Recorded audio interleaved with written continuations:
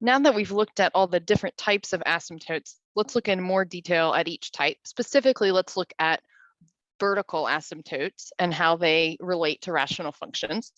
First of all, we have a theorem here, equations for vertical asymptotes, and it says if we have this rational function that's reduced, and all that means is the numerator and the denominator have no common factors, then x equals c, which is our form for a vertical equation, is a vertical asymptote if and only if, that triple F means if and only if, c is a zero of the denominator. Note the numerator does not play a role in the asymptotes, but we have to consider domain before the function is reduced. Let's look at a couple examples. Let's find the domain and the vertical asymptotes of each of the following. Consider f of x is equal to 32 over x plus 2. These have no factors in common, the numerator and the denominator. However, the domain, we can't let the denominator equal 0.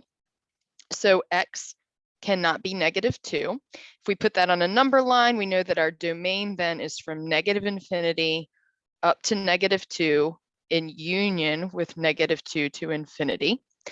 And our vertical asymptote is the solution or the 0 to the equation x equals 2 or x plus 2 equals 0. So our vertical asymptote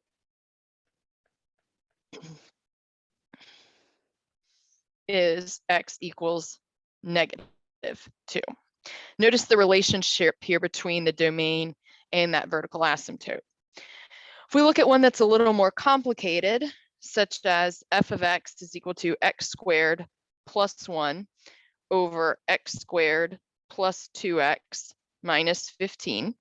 The top can't be factored because it's a sum of squares, not a difference of squares. So in terms of the domain, we have to take the denominator. We can factor that into x minus 3, x plus 5. We know that neither of those pieces can be equal to 0, so we know x can't be 3. We know x can't be -5. If we look at that on a number line,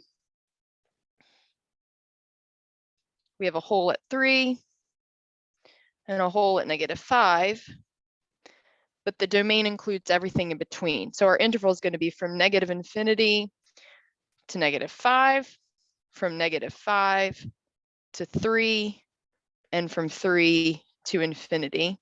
And it's the union of all of those pieces.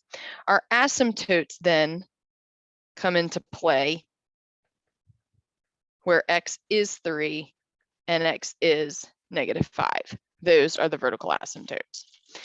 Now let's look at one where perhaps there is a numerator common factor that we can cancel. If we have something like this, x squared minus x over x minus 1, notice that we can factor this into x times x minus 1 over x minus 1. These are going to cancel. So we have to consider the domain before we cancel, though, because here it would appear that the domain is all real numbers. But we know that this can never equal 0. So x can't be 1, which makes our domain -infinity to 1 in union with 1 to infinity. But instead of this being an asymptote, it is rather a hole in the graph at x equals 1. And what happens is at x equals 1, there's a hole, and then your graph is going to continue on either side there. Because notice if we plug in 0, we get 0, and so on. It shortens to just the line y equals x with a hole in the graph there.